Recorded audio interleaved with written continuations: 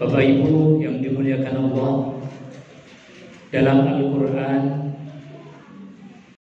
sepertiganya adalah kisah-kisah yang diterangkan oleh Allah Subhanahu wa Ta'ala. Inna hadza huwal qasasul haq, bahwa cerita kisah yang disampaikan oleh Al-Quran adalah hak adanya. Di antara kisah yang diterangkan Al-Quran adalah tentang kisahnya orang-orang yang sudah sukses, baik di dunia lebih-lebih di akhirat, yang diangkat di dalam Al-Quranul Karim sebagai ibrah, pelajaran bagi kita. Malam hari ini kita akan belajar tentang orang yang sudah sukses yang disebut oleh Allah sebagai Al-Mustafa, pilihan Allah Subhanahu wa Ta'ala. Di dalam surat Ali Imran disebutkan innallaha astafa Adama wa Nuhan wa ala Ibrahim wa ala Imrana 'alal 'alamin. Di antara orang yang telah dipilih oleh Allah, yang pertama adalah Nabiullah Adam alaihissalam. Yang kedua yang telah terpilih adalah Nabiullah Nuh alaihissalam. Yang ketiga adalah Ali Imran, yaitu keluarganya Imran. Yang keempat adalah Ali Ibrahim, keluarganya Nabiullah Ibrahim alaihissalam. Ini diantara orang-orang yang sudah sukses yang mendapat predikat Al-Mustafa. Lalu pertanyaannya, kenapa mereka menjadi orang-orang pilihan Allah Subhanahu wa Ta'ala? Ini yang harus kita tahu sehingga kita mengambil ibrah, pelajaran dari mereka-mereka yang sudah sukses terlebih dahulu. Nabiullah Adam alaihissalam menjadi manusia pilihan Allah, meskipun beliau Nabiullah Adam alaihissalam itu yang pernah berada di surga. Namun demikian beliau Adam alaihissalam pernah melakukan maksiat, membangkang atas larangan Allah Subhanahu wa Ta'ala.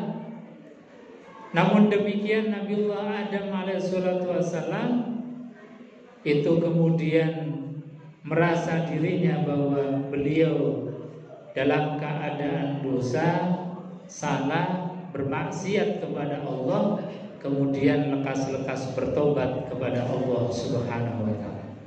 Nah, ini orang yang punya kesadaran diri bahwa ketika melakukan dosa langsung ingat kepada Allah dan beristighfar kepada Allah Subhanahu wa Ta'ala.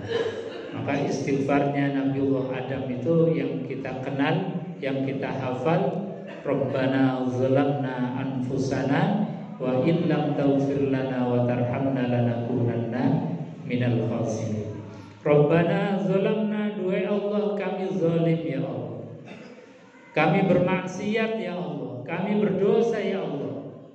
Wa in lam taghfir lana, andai kata Engkau tidak mengampuni kami, kata Adam, lanakunanna minal khasirin, maka kami tergolong orang-orang yang rugi. Nah, setiap kita pasti punya salah, punya dosa, tapi kadang tidak setiap kita merasa bahwa diri kita itu sebagai pendosa. Jadi kadang-kadang sudah salah tapi enggak ngaku salah. Bahkan yang lebih payah lagi, sudah salah kemudian mencari-cari pembenaran seolah bahwa dirinya tidak salah. Nah, inilah yang jelas-jelas salah. Maka kata Rasulullah, orang yang baik bukanlah orang yang tidak pernah salah. Orang yang baik bukanlah orang yang tidak punya dosa, tetapi orang yang baik yang punya kesadaran bahwa dirinya sedang berdosa, kemudian beristighfar kepada Allah Subhanahu wa Ta'ala. Karena yang dicatat bukan hasil akhir, tapi usaha ikhtiar kita di dalam menjauhi dosa dan ikhtiar kita dalam meminta ampunan kepada Allah Subhanahu wa Ta'ala. Ini yang pertama. Yang kedua, Nabiullah Nuh alaihissalatu wassalam. Kita tahu Nabiullah Nuh itu umurnya ratusan tahun, konon 850-an tahun lebih. Dari sekian ratus tahun beliau berdakwah, tapi hanya beberapa orang yang mengikuti beliau, Nabiullah Nuh alaihissalatu wassalam. Maknanya apa? Beliau Nuh alaihissalatu wassalam di dalam berdakwah itu luar biasa sabarnya. Nah, kesabaran ini yang dicatat oleh Allah, sehingga mereka, Nabiullah Nuh ini dicatat sebagai orang-orang pilihan Allah. Ini menjadi pelajaran bagi kita, yang ketika kita itu berdakwah, ketika kita itu mengajak, seringkali ketika mengajak kemudian orang yang diajak itu tidak mau, kita seringkali mutung karena kita tidak berhasil untuk mengajaknya. Ketika kita memberikan nasihat, kemudian yang dinasihati itu tidak nurut terhadap kita, kemudian kita kadang-kadang berhenti untuk menasihati. Nah, ini yang tidak boleh. Apalagi kepada keluarga kita, anak-anak kita, ketika anak-anak diperintah untuk sholat, diajak untuk sholat, kok masih bandel saja, jangan pernah putus asa, jangan pernah berhenti untuk mengingatkan. Karena Quran mengatakan bahwasanya wa'mur ahlaka bis-shalah wastabir 'alaiha. Perintahkanlah ahlimu untuk melaksanakan sholat dan juga bersabar atasnya. Jadi perintah mengajarkan, membimbing mereka, anak-anak kita untuk sholat juga harus dilandasi dengan kesabaran. Tanpa kesabaran tadi kita seringkali kemudian mutung, kemudian kita bosan, bahkan putus asa. Inilah yang tidak dikehendaki oleh Allah Subhanahu wa taala. Maka orang yang terus-menerus bersabar di dalam berdakwah, insya Allah kita termasuk orang-orang yang dicatat sebagai Al-Mustafa, orang-orang pilihan Allah. Yang ketiga, ala Ibrahim, yaitu keluarganya Ibrahim. Bukan hanya Ibrahim sendiri, tapi keluarganya Ibrahim ini menjadi manusia, orang-orang pilihan Allah Subhanahu wa taala. Mengapa? Karena Nabiullah Ibrahim alaihissalatu wassalam di dalam membimbing anak-anaknya luar biasa. Bahkan sampai keadaan beliau dalam keadaan sakaratul maut saja, beliau masih mengingatkan anaknya untuk senantiasa memegangi ajaran agama Islam.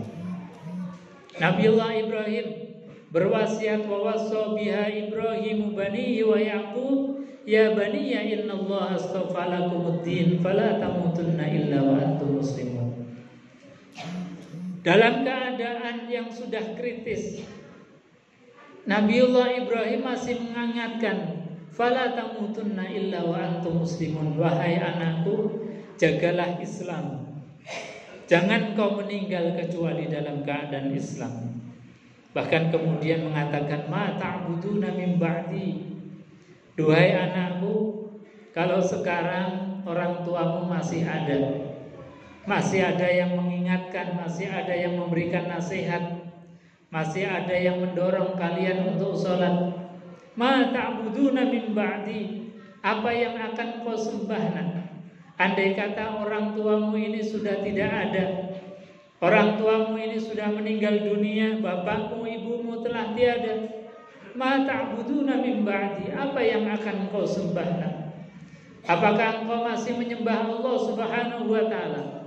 Apakah engkau masih ruku dan sujud untuk melaksanakan sholat? Nah, ini yang diingatkan oleh Nabiullah Ibrahim alaihissalatu wassalam. Maka berbahagialah ketika anak kita mampu menjawab sebagaimana yang dijawab oleh anak-anaknya Nabiullah Ibrahim. Mereka mengatakan, qalu na'budu ilahaka wa ilaha abaika Ibrahim wa Ismail wa Ishaq ilaha wahidah. Duhai bapakku, kami akan tetap menyembah Tuhan yang esa, ilaha wahidah, wa nahnu lahu muslimun, dan kami bangga menjadi muslim. Kami bangga menjadi orang yang bertauhid. Kami bangga orang yang tunduk kepada aturan-aturan hukumnya Allah Subhanahu wa taala. Maka kalau anak kita mampu mengucapkan demikian, rasanya kita meskipun sudah berada di alam barzakh rasanya tenang, rasanya gembira. Karena setiap kali anak kita ruku sujud, kita mendapatkan kiriman pahala. Ketika setiap kali anak kita membaca Al-Quran, kita juga mendapatkan kiriman pahala. Ketika anak kita berbuat baik apapun, kita dapat kiriman pahala. Karena apa? Karena mereka masih bisa mengucapkan qalu na'budu ilahak. Kami pasti akan menyembah Tuhan yang satu, Tuhan yang esa, yaitu Allah Subhanahu wa ta'ala. Hadirin jemaah yang dimuliakan Allah. Yang keempat yang diceritakan di dalam Al-Quran, Ala Imran, yaitu keluarganya Imran. Pertanyaannya, kenapa keluarganya Imran menjadi manusia pilihan, padahal dia bukan seorang nabi, bukan seorang rasul? Jawabannya adalah ketika istri Imran itu hamil, dia bernazar untuk dijadikan anaknya ini sebagai muharrir. Idz qalat imra'atu Imran rabbi inni nazartu laka ma fi batni muharrar. Ya Allah, jadikanlah jabang bayi yang ada di perutku ini, jadikanlah muharrar. Apa itu muharrar? Al-Imam Ibnu Katsir di dalam kitab tafsirnya menjelaskan, muharrar itu adalah li khidmati baitikal muqaddas, orang yang mengabdi di Baitul Maqdis, di tempat suci, di masjid, di tempat yang digunakan untuk ibadah. Inilah cita-cita luhur seorang ibu, ingin supaya anaknya jadi orang yang mengabdi di masjid. Tentu bukan hanya itu maknanya. Kita mungkin bisa sebagaimana yang disarankan oleh baginda Rasulullah SAW, bahwasanya hendaknya di antara kita mencita-citakan anaknya, cucunya adalah generasi yang kata Rasulullah SAW, rajulun qalbuhu mu'allaqun fil masajid, yaitu seseorang yang hatinya mu'allaqun fil masajid, punya kerinduan terhadap masjid, sehingga setiap hari ketika satu hari saja tidak ke masjid, rasanya kemudian ada yang kurang. Kalau anak-anak kita sehari saja tidak pergi ke masjid, rasanya kemudian ada sesuatu yang hilang. Nah, kalau hati kita sudah sampai kepada tingkat itu, maka berbahagialah, karena orang-orang yang hatinya punya kerinduan terhadap masjid, insya Allah termasuk manusia-manusia pilihan Allah Subhanahu wa ta'ala. Hadirin jemaah yang dimuliakan Allah, mudah-mudahan kita, anak-anak kita, keluarga kita termasuk keluarga pilihan Allah Subhanahu wa ta'ala. Amin ya rabbal alamin. Demikian, kurang dan lebihnya mohon maaf. Billahi taufiq wal hidayah wa ridha. Assalamualaikum warahmatullahi wabarakatuh.